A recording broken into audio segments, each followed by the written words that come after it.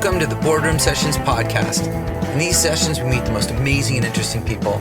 We learn about their passions, their business models, cool new technologies, and of course, their lessons on personal growth. I hope you enjoy.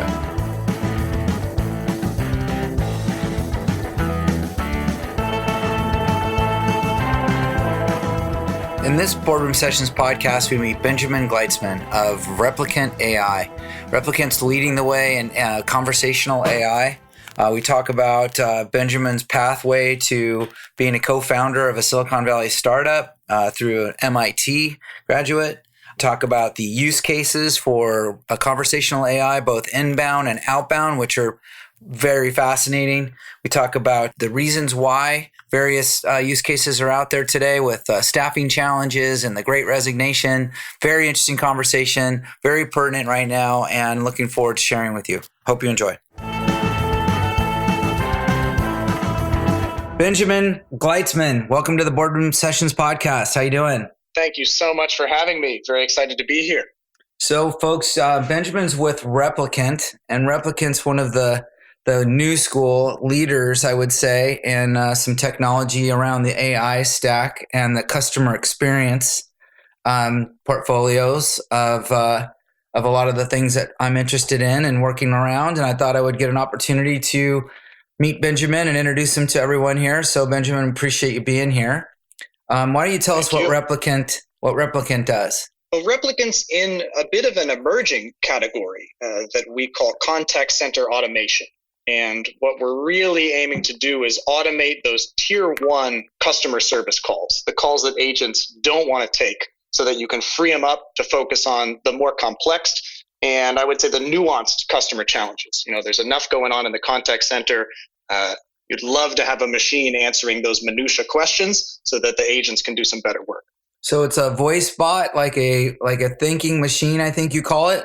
Yeah, we call it the thinking machine. I think it's very important to be upfront that this is not a person named Julie. It's actually it's a robot that you're talking to, but it's the fastest, smartest, most intelligent machine that you've probably spoken with. And it's very important that it comes across in a natural voice. Everybody wants to be answered quickly. They want to speak to something that speaks very accurately, and they want to talk with something that they can understand in a natural voice. We began with voice because I think it was the more difficult challenge. I'd never had a very good conversation with a machine. I think a lot of people can relate to that. They feel slow. It's almost like we have to dumb ourselves down into the world of machines. Press 1 for this, press 2 for this, listen to our menu options because they've changed. The thesis of Replicant is being able to lift that machine up to a human level of communication while still being very upfront that you're talking with a machine. That's great.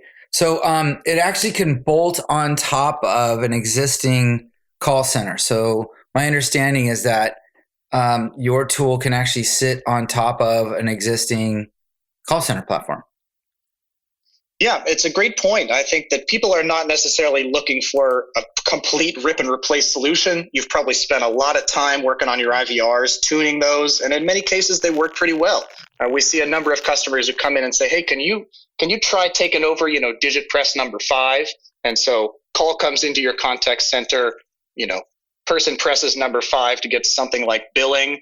Then we take the call over. Ideally, completely resolve that call, collect a credit card number, which could include some omni-channel pieces there. You call in on the voice channel, so we want to service you on the voice channel. We don't necessarily want to push you off and say, "Hey, you got to do this on the website." But do you mind if I text you a link?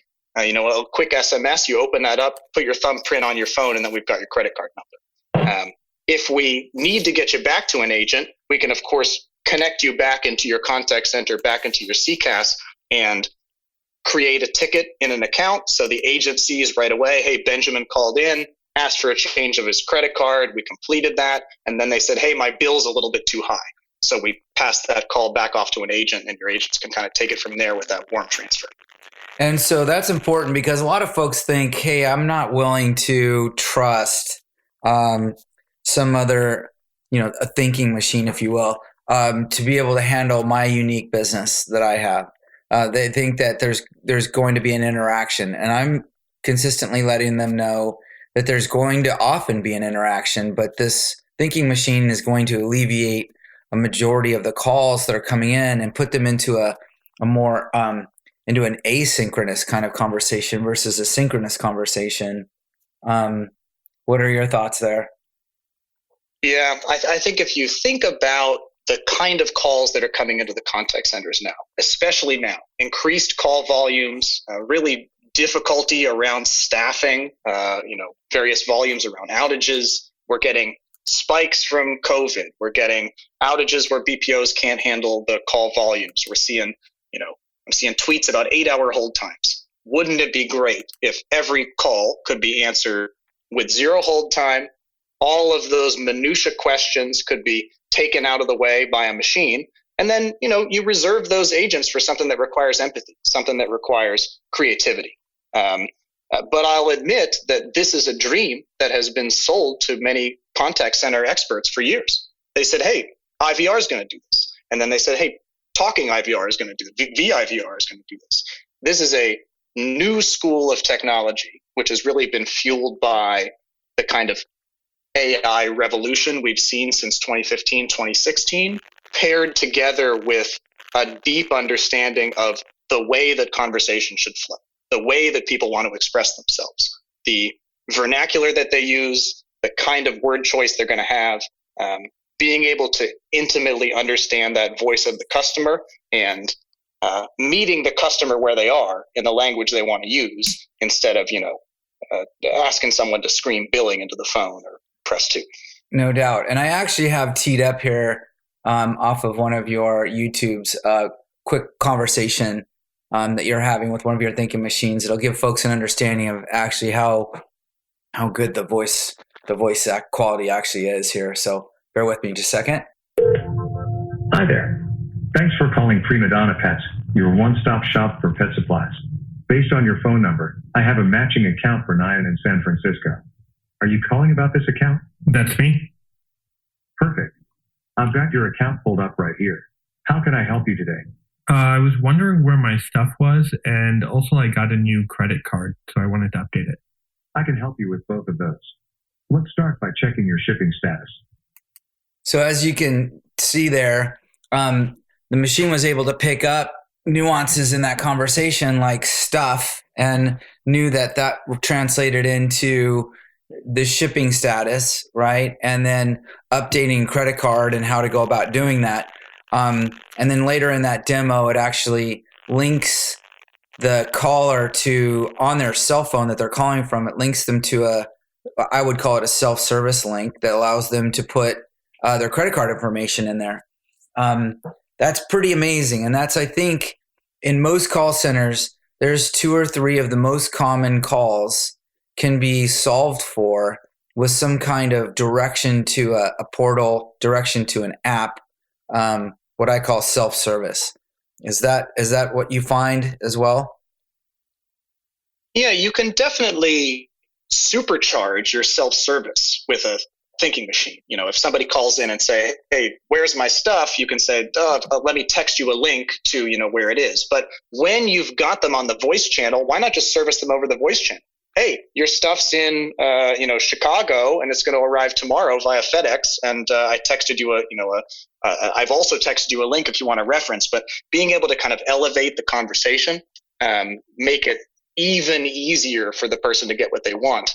And the other interesting thing about that call was it used something we call multi-intent. So it wasn't, where's my stuff? We tell you where it is, and then later add a credit card. At the top, you can say, hey, here's the 3-4 things I want to do. We'll remember that, and then tick them off the list one by one using voice. Awesome. And so tell me about Replicant as a company. How long have you guys been around, and how did you get into this business yourself? Yeah, it's been a really an amazing journey and a fantastic team. My background is artificial intelligence and machine learning. Went to MIT, really focused on that kind of crossover between technology and artistry. For many years before Replicant, I ran an art gallery of computer code. I would take, technologists, deep learning scientists, data science, put them together with painters, put them together with artists, put them together with sculptors. And what we gained out of that was this really deep understanding of the kind of experiences you can create when you've got really smart, nerdy, technical people in the room and linguists, conversational experts, people who've got a deep understanding of the aesthetic. That's very interesting. That's a very unique mix of tribes, if you will. AI coders and algorithm people and artists. I could make the argument that some code guys would imagine that their code is art, but it's actually math. And there's a lot of people who say, hey, my code is better after I come back from surfing or I come back from skateboarding. And they say it was able to get me in that zone, get me in that mode. They're more creative when they're able to write. Exactly. And if you think about the core of this problem of voice, why have machines not been able to service us, well? I think you see a lot of voice assistants that are kind of the butt of jokes. Everyone's probably spoken with Alexa and, said, oh, geez, it's a very simple question. It wasn't able to be answered. One of the difficulties was that the dialogue had always been written by technologists, even IVRs, programmed by technologists. Press 1 for this, press 2 for that. A math person had to come up with that one. When you can get the linguists, when you can get the conversational experts around the platform, being able to give their input of how things should actually flow, that's where you see this kind of step change into, we've got the AI models that are able to understand people colloquially. I'm from West Virginia, grew up, I slip back into a little bit of an accent when I go home. Nobody says just yes or no there. They say, y'all got it, boss. And the machine needs to be good enough to know that means yes, instead of saying, I didn't catch that, just frustrate someone. So love that crossover between the aesthetics and the actual utility of the technology. For sure. And so you have that unique background coming from MIT, or I wouldn't say unique. You have that background that would be suited for this type of industry. But how did you get into starting a company or getting in on the ground floor at Replicant? And why don't you let the listeners know what your role there is and what your mission is? Yeah, certainly. So currently the CTO and co-founder here at Replicant, I had participated in a number of startup companies in the past, got an opportunity to go work at Google kind of right out of college. And I said, hey, there's a lot of really smart people here, but it looks like what the people are doing in Silicon Valley around startups and smaller companies is really where I want to spend more of my time. I had lived in New York for a while and worked for a startup there. It was called Hunch. We did collective intelligence recommendations. This was back when quizzes were really popular. So, take this online quiz and we'll tell you a festival you should go to. We'll tell you if you should go back to school. Should I break up with my partner?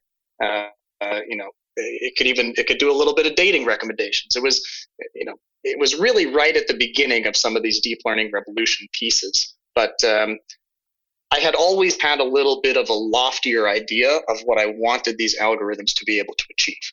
I think sometimes you take what is a beautiful concept and it ends up being kind of chopped and sold for parts. And so with Replicant, we really wanted to take a difficult problem, a problem in voice, something that the behemoth players like the Genesises and the kind of giant 5.9s of the world have had difficulty tackling, even that the API providers have had difficulty going after.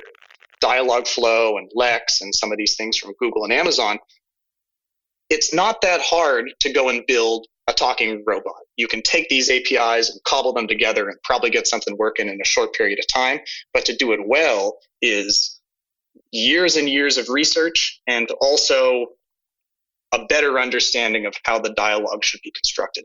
So you're making an argument for your AI over some of those others in that conversation. I'll jump back into that in a bit. But how did you get to your own, with Replicant, how did you get to your own code, if you will, your own special sauce? Yeah, when I'd come out of Hunch, there was an acquisition there by eBay, and so what had been once a quiz technology sort of became the de facto recommendation system for eBay, and so it powers billions of recommendations a day, and it's really been a level up. You used to buy a PlayStation on eBay, and they'd recommend you, how about another PlayStation?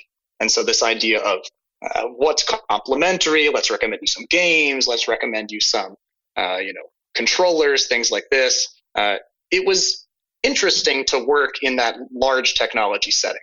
I think coming from a startup into a very large company like eBay is it's a bit eye-opening, and it can be difficult at times when it comes to all of the different people in the kitchen and trying to get something that will work there. But during that time, I met Jack Abraham. Jack had a company called Milo. They did local shopping. This was a recent acquisition by eBay at the time. So got a call from Jack. It was about 11 p.m. at night. He said, Ben, we know we never met before, but I'm going on a secret mission, sort of, at the request of the CEO, John Donahoe at the time, to completely redesign the eBay homepage. And I said, I'm in. When do we leave? He said, 6 a.m. So packed my bags. We flew down to Australia. We took the Milo local recommendations, the Punch sort of algorithm, paired them together, and it became a part of a giant turnaround for eBay. It was very, very impactful. And it was exciting to build a product like that inside of that company. So Jack and I had met during that time, became fast friends. He went off and started an incubator called Atomic. And a couple of years later, we decided to partner up and work together on Replicant. That's great. And so when you started at Replicant, did you have code? Did you or just an idea that there would be an opportunity here? Walk me through the thought process at the beginning. We knew that it could be done better. We said, hey, we've got the algorithms. We've got the sort of dialogue and conversational knowledge of how this is going to work, or we can at least go out to the experts, talk to them. Why is it that people have never put this together? And in the early days, it was a little bit like a science experiment.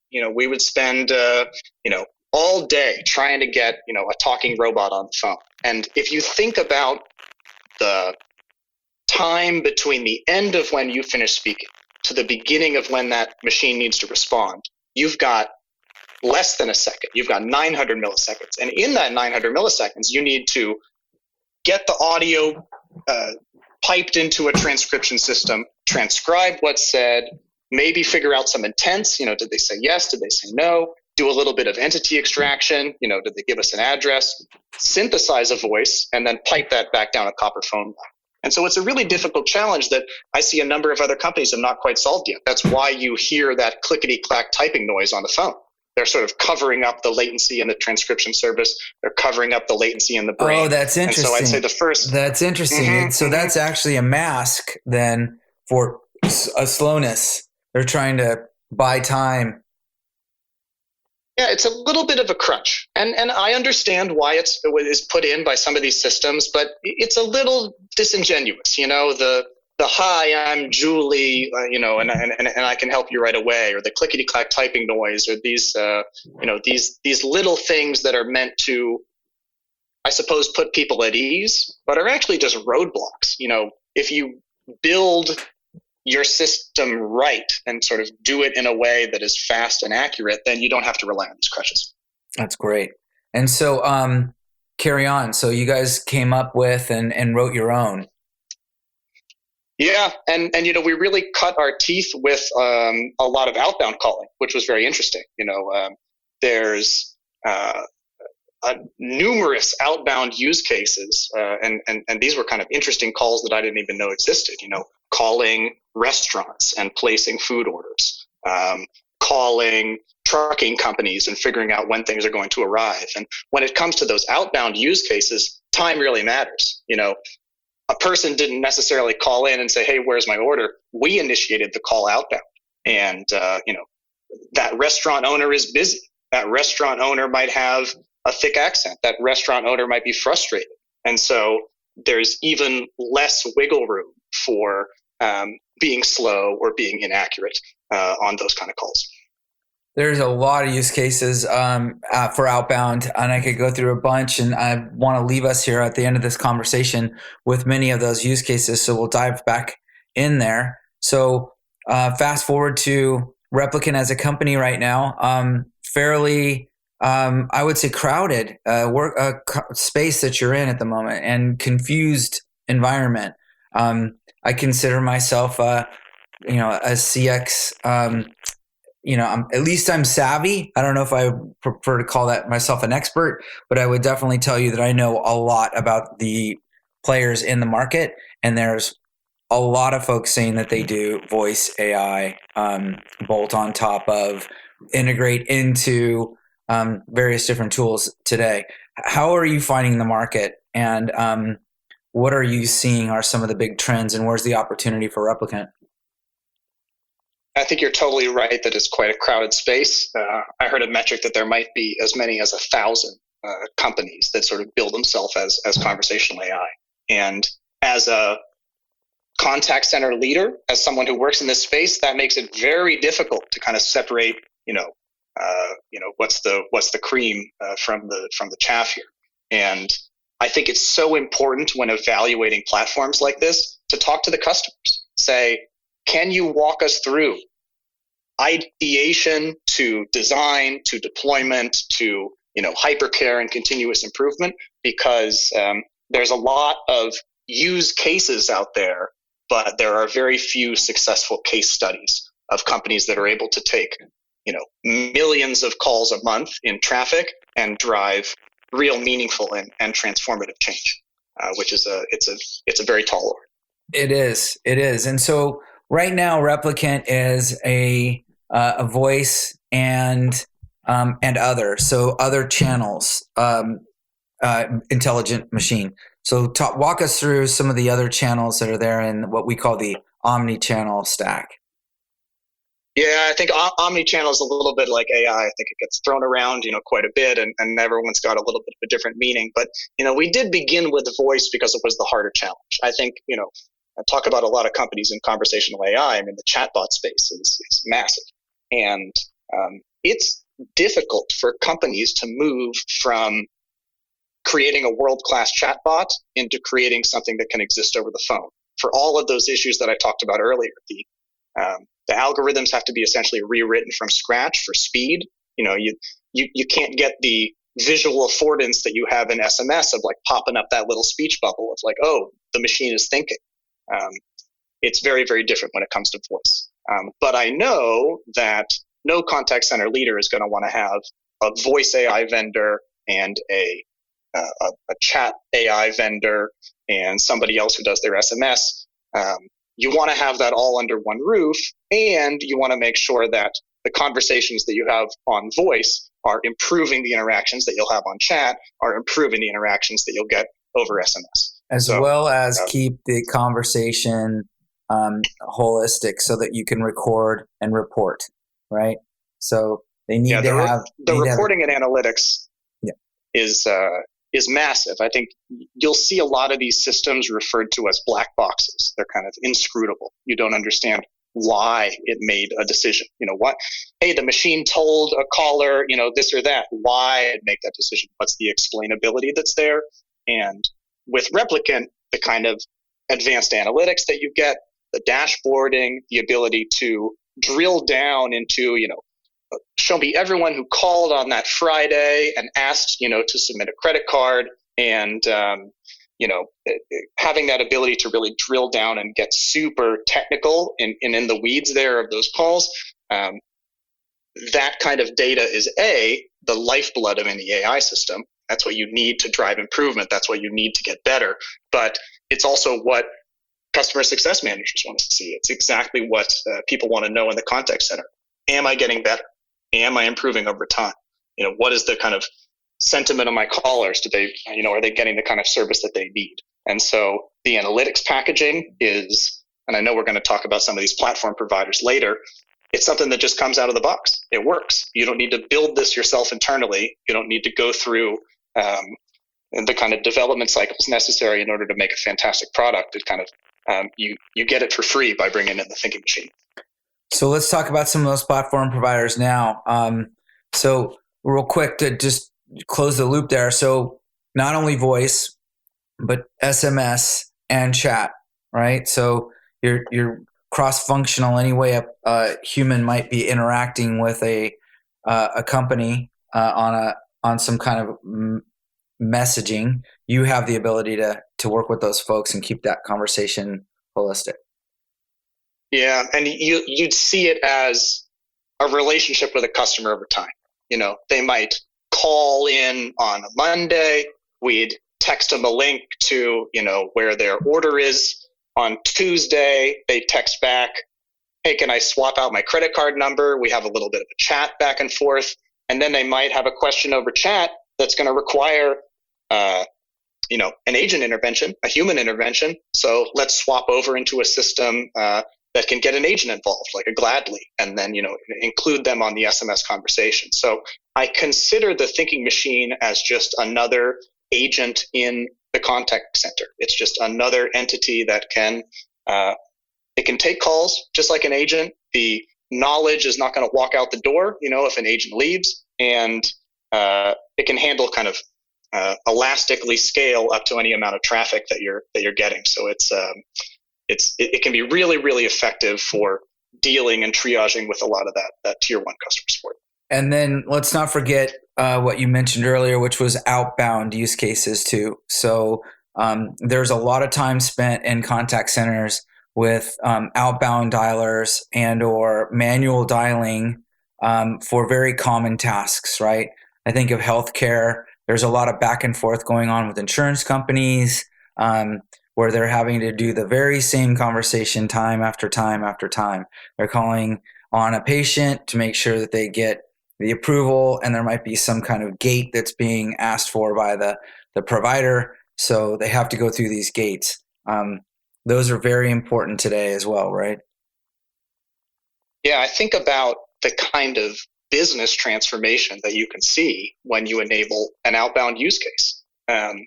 Think about emergency roadside service. Someone's stuck on the side of the road, so they're going to call inbound to the thinking machine and say, hey, I got a flat. We might say, where are you? They say, I have no idea. Okay, I'm going to text you a link. We open it up on your phone. We get your GPS locations. Okay, we know where you are on Highway 1. Now let's place an outbound call to the tire center and say, hey, I got someone stuck here on Highway 1. Can you pick them up? Oh, you're busy right now. Can't take it. Let's call tire center number 2. Give them, find out where the person is, get an estimate of how long it's going to take them to get there, and then initiate a second outbound call to the person on the side of the road and say, hey, Mike, tow truck's going to be there in 25 minutes. Any questions? And you can say, oh, I actually, I fixed it. I put my, spare tire on there, so you can actually cancel it. And then we'll, call back the tire center and tell them no matter. So that kind of business transformation would be very difficult if you were using agents. Think of the staffing considerations to kind of make that kind of machine work. And so that's a real life use case that you're using for a customer, is it not? Yep, that's a live use case, and I think it shows the kind of transformation that you can see. It's also interesting to think about when you call outbound and you tell someone, hey, driver's on the way, they're going to be here in 15 minutes. It reduces inbound calls because now people say, oh, okay, I'm taken care of. The person's on the way. They don't have to call inbound to the contact center and kind of swamp those phone lines, just asking the simple question of, where's my truck? So it's kind of interesting how the outbound use case can reduce the inbound calls as well. Yeah, the outbound use cases are amazing. I see those a lot, especially when it comes to things that we're not doing because we don't have the time today in a lot of the call centers that some very small businesses have been able to do with technology like yours. For instance, I have a taco guy that I use regularly. They're called the Mexican taco guy, right? And when I call in to leave a message, they send me a text with the menu, right? And say, if you want to go forward here, then fill the menu out, and then I get a reminder, and I get a reminder the day before. It's just very, very convenient. It's something that's hard to do in a call center. Yeah, it's amazing how you expect it from a small provider like that, but you can't get it from the big players in the market. It's like I don't know if they're reluctant to kind of drive this change. They don't realize that it's something that is out there and available. But I think that we're seeing more and more pressure for, these larger contact centers to change because, 2.5 years into the pandemic, 5-hour hold times are not acceptable. this is something that we got to move on. So speaking of the pandemic, what has changed in the business flow that you've noticed? What are some of the biggest changes that you've seen over the last year and a half? It's really been night and day. I mean, when we would have discussions with folks in 2019, they would say, we'd show them a demo like we played earlier, give them a live call they can call into. People would say, this is the most gee whiz technology I've ever heard. Like, this is really transformative stuff. Talk to us next year and, we'll find the budget for it.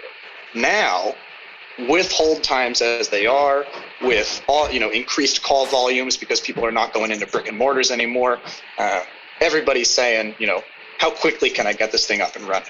And it really isn't that much time to do deployments. I mean, we're regularly doing deployments in 6 to 8 weeks, and that's from a dream of, hey, I've got a call flow that I wish that you could automate, all the way to production deployment on the line, taking millions of calls and getting some really great data back in there to kind of retrain the system, implement continuous improvement. But it's, I think, changed people's expectations. I think you're seeing that, at least on the inbound side, customer service is becoming a reason that people might continue to use a business or switch. They're going to say, hey, I love the product, but I just can't get the kind of support that I need in a very difficult time. And so I'm going to go to someone who's got that capacity, who can help me in the way that I want. And so these call centers are getting hammered not only with remote users and things of that nature and challenges, but the Great Resignation. I mean, that's a factor. And for those who don't know, why don't you describe to them what the Great Resignation actually means in a contact center world? Yeah, I think it's interesting. There's obviously, if you work with a BPO, if you work with a large, contact center, it's difficulty to get reliable staffing. It's a lot of people who are close together, speaking a lot. It's definitely kind of a COVID super spreader area. So when you think about intelligent voice automation, it's kind of helping businesses who don't have enough manpower to keep up with the demand. Because you also have to deal with attrition. I mean, I've heard numbers as high as 70% attrition year over year. So not only am I having to hire to meet the demand of my customers calling, but I've also got to replace a large number of people on my workforce who are no longer with us anymore. And I've worked in a call center. I did it when I was in college, and I loved the interesting questions. I loved the hard questions from your professors. I loved, when your friends would call in and they got a weird query for you. No way I wanted to handle that 17th password reset of the day. And so if you can take those tier 1 calls and pass it off to a machine, the agents are happier. The agents can be upskilled. The agents can be reskilled. They can spend more time on meaningful customer interaction rather than, looking up another FedEx number and trying to describe why it hasn't arrived. So, I think the Great Resignation has been a wake-up call for a lot of companies, but it's something that you can plan around and really work toward by using voice automation. Yeah, I've had several clients during the pandemic have to furlough certain amounts of folks because their business was impacted negatively, and so they didn't have the volume. And then as soon as they were able to bring them back on board, only to find that those folks were not available any longer or chose not to come back. They found different roles somewhere else. And so they had to start over. And then there's this consistent training in the contact center that needs to go on. It takes a long time to onboard folks. So then there's the need to work remote, right? And so transferring back and forth in and out of the contact center platforms from home use often now is a challenge as well. But it's amazing right now how hard it is to staff, not just a contact center, but to staff in general. I have lots of IT executives that are in my network that are consistently getting offers that they haven't had before. It wasn't that way in the past, and now it's just a different market. How are you finding that Replicant as a company in Silicon Valley for your business and your sales folks and things? Have you been impacted as well? Are you seeing some of these kind of trends happening in your own company? We're certainly watching the market change. I think that we had begun as a remote first company, and that I think lessened the impact a little bit. We really were able to find talent everywhere, all over the globe, and so that's been a big boon for the company. But it is something that we see, and I think that engineers, sales folks, people are motivated now by more than just a paycheck. They want to see, am I working at a company that can drive meaningful change? Am I working at a company that has a strong set of ethics? Am I working at a company that I'm not going to have to go home at Thanksgiving and explain to my family, why I work at a company that's in the news all the time? So it's a changing world for people, taking the time during the pandemic to look at their life and say, am I doing something that I really believe in? Am I doing something that I believe is driving meaningful change? And I think that's a good thing. I think it's fantastic that people can take a bit of a breath and slow down and say, let me take a bit of a hard look at what's going on. That said, hiring is always crazy. I can really identify with contact center leaders who are having difficulty with attrition and that constant need to kind of retrain. But I can also see it from the agent side, and the agents say, look, these I don't want to be working just on these calls. It wears me down. It wears me out. I'd rather be doing something that's a little bit closer to the customer. And ideally, this is a technology that helps them do that. And so we've talked about some of these use cases that are out there. So for staff, folks are having problems, better customer care, different ways of engaging folks. Let's talk a little bit about some of the real world examples that you've had. What are some clients that have come to you? What are you seeing out there? What should clients be thinking now that are listening to this today? And how do you overcome some of the objections that are out there? Like, this won't work for us. We want a personal touch, or it's too complicated. What they're calling about requires people. Yeah, I think they're both really valid. There are certainly calls that you do not want a machine to take. A machine today is not very good at providing empathy. It's not very good at providing creativity. And so if you call in, hey, I ordered, food from a food ordering service, and I got, my family got food poisoning, even though the machine could take that call, no way. You want to get that right over to an agent so they can handle it. So there are going to be calls that are quite complicated. There are going to be calls that, really ask for a person. In that instance, though, just to be clear, your thinking machine would then hand it off, right? It would make a transition, it would realize that this is a pre-designed or predetermined path that we need to get to an agent. Yeah, exactly. And give that warm transfer to the agent so they're not coming into that situation blind.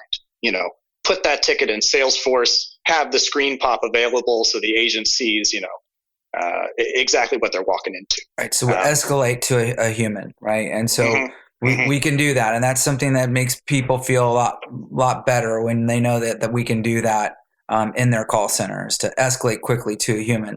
And I think some of the objections I get in the contact center are from the actual contact center leaders themselves not wanting to replace themselves or their fiefdom, if you will, and make it less important by not having as many people and relying on a platform. Mm-hmm. I do think that it ends up being caller centric. I think about the volume that you're really able to handle. I don't know if people who had 1,000-person call centers and saw him disappear during the pandemic want to come back with a 1,000-person call center. There's just too many headaches around staffing challenges, traveling to other countries, trying to deal with BPOs. They want to come back with a leaner workforce of their best agents that they can hire closer to the business headquarters, that they can pay more, where they're not going to have to worry about attrition. And so being able to deploy voice AI to handle that tier one is gonna get them where they need to be. What are some of the pitfalls that you've noticed in the marketplace around the BPOs? Because if I'm a CFO and somebody came to me and said, hey, we can take your call center to Costa Rica or to the Philippines and save, $1 million a month in staffing and services, and your calls get handled, and will alleviate your call center, your call hold time. What would you say to that CFO as caution? Yeah, I mean, I think it used to be more viable than it is now, especially with Bpos having outages themselves and them having kind of attrition problems and not being able to hire. When you stack the ROI of a BPO against Replicant, it's still cheaper, and this is against a BPO that's probably very highly optimized. So that ability to, I mean, they're both going to answer immediately. I think accent challenges is something that can be really difficult.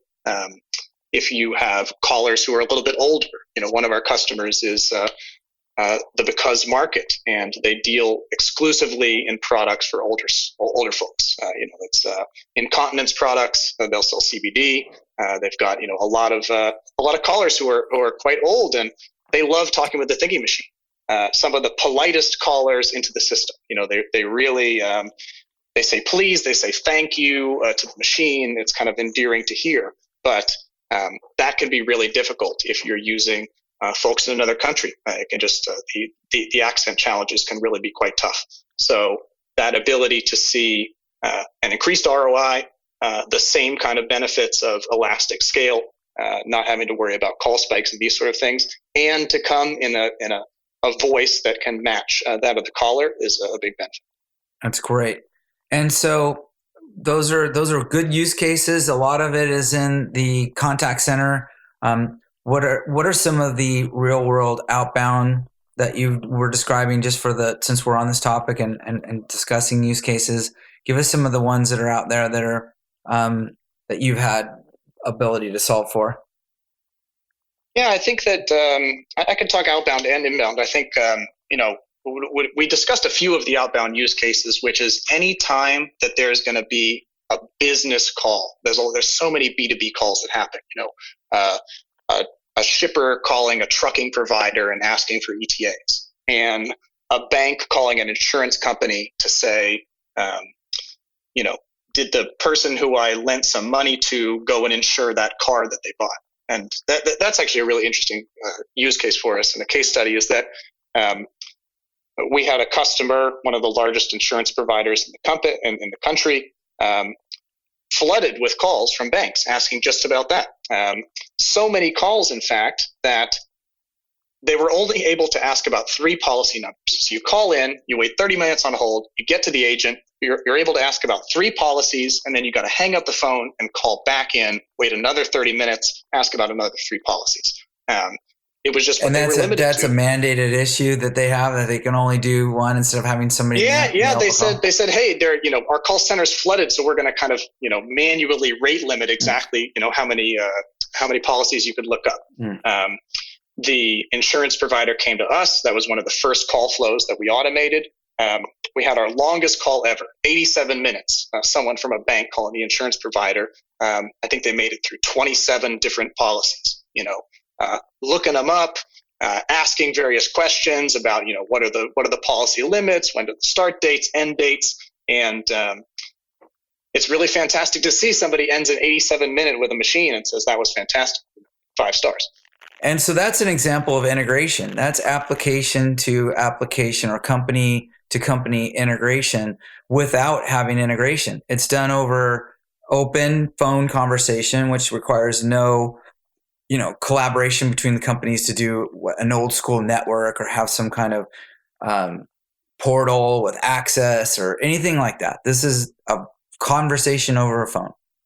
Mm-hmm. And it's interesting as I sort of, stand on the mountain and look into the future of what voice AI holds. No way you're going to get every insurance provider to agree with every bank in the world on a common API. It's just not going to happen. We've tried for years. This has been an age-old question in computing: is how do we get every machine to talk to every machine? Well, perhaps language is the API. Now that we've got the thinking machine handling those inbound calls for the insurance provider, the banks come to us and they say, hey, why is it that I have to have my agents now making those outbound calls into a machine? can we just have these two machines talk to one another and exchange the information that way? And it's a little counterintuitive. You'd say, hey, a machine on a machine, can they talk binary? Can they do some kind of other carrier signal? No. The language is auditable, it's understandable, and the same interface that you service your human callers on, you can also have a machine talk to a machine as well. So, and then it can be recorded and digitized and turned into data. You get the same metrics, you get the same analytics, you get the same sort of call recordings for legal purposes. You can do auditing, coaching. You can look at negative and positive sentiment analysis from the callers, by not only language, but by all the other kinds of ways in which we record these calls now and find out people's inflections and tones and put those into the coaching tools as well. So, I've talked a lot about insurance use cases. I talked about some banking use cases. I think if you look at anything that's going to be around account management, changing your address, asking various FAQs, roadside assistance has been an interesting one here. Right. Appointments are huge, especially in healthcare and telemedicine. How many people are trying to call and reschedule an appointment nowadays? We do it for a whole number of kind of healthcare providers, and all the compliances are there as well. It's PCI compliant, it's SOC 2 compliant, it's got HIPAA compliance. We can do redacted terms for things like credit card numbers or a PII. So we're kind of set up there when it comes to a number of these sensitive industries. That's great. And so again, for the folks, this can bolt on to an existing contact center platform, right? And work right within their realm. Where do you see Replicant going in the future? Today it's a bolt-on tool. What is it going to look like tomorrow? There's a couple places I would like to see it expand. I think the world of voice communication still has some research to be done. Tier 1 is a fantastic place to start, but being able to take a little bit more and more of the conversation, more difficult use cases, more complicated call flows, that's certainly an area for expansion. I think we've probably got the best conversations out there on the market. I'll call them B+ if I have to be honest. I think there's opportunity there to really have A+ conversations every time. I think there's going to be a lot of advancement in self-service, being able to create your own call flows, being able to, today on the platform, you can change scripts, you can manage A/B tests, you can turn on and off various call flows, change your routing. I think we'll only begin to see more and more self-service opportunities for companies. We see a lot of companies that have their own data science teams. We see a lot of companies that have their own AI teams. Being able to take AI systems that have been developed at our customers and integrate that to the system is somewhere that we're going. And I also think there's more expansion that can happen even within the world of the autonomous contact center.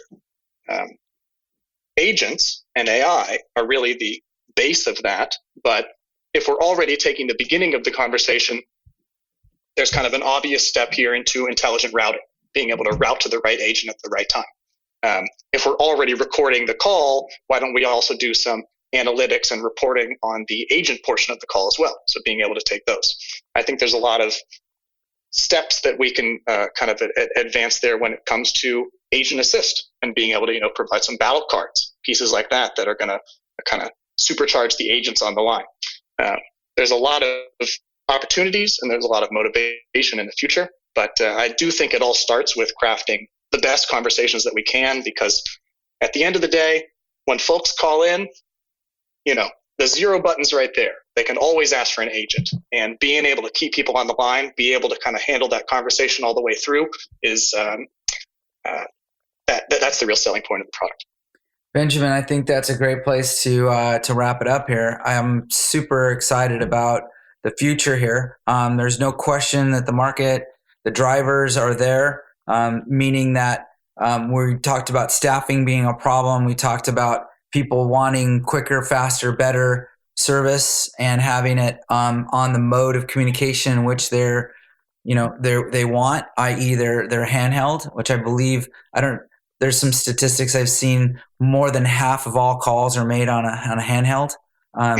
So with that, I think that more people are going to want to be are inclined to have SMS and or a browser push to some tool where they can then click and self-service. I think there's all of these things coming to play right now, which lend themselves to this kind of technology. You are well ahead of the pack of all the tools I've seen on the marketplace, including some of the big boys in Dialogflow and Lex. I've seen the demos and I've seen them in real world, and Replicant comes out of the box ready to play for folks and with a very quick turnaround time. And so that's why we're having this conversation, and I'm very excited about it. I'm also excited for you and, being a founder in a company that's a Silicon Valley startup, the proverbial, you're calling me right now or talking to me right now from Northern California beach with redwoods in the background. And it sounds amazing. Sounds like you're living the Silicon Valley dream, and I'm looking forward to seeing Replicant blow up. Thanks so much. It's really been a fantastic time. I have to say it's quite a team effort, but I love talking about these things. I can talk AI and I can talk contact centers for a long time. So if anyone out there has questions, wants to learn more, or really just wants to kind of expand their own knowledge, my email is always open. I will put the show notes and LinkedIn profile in the show notes here. And again, thank you very much, and good luck to you and Replicant. Thanks, Mike. Appreciate it. Hey, Mike here. Hope you liked this boardroom session. Please check back to our future sessions as we're recording a new one every month. If you want to reach out, look for me on LinkedIn or send me a note at mike@sidepath.com. That's Mike at sidepath.com.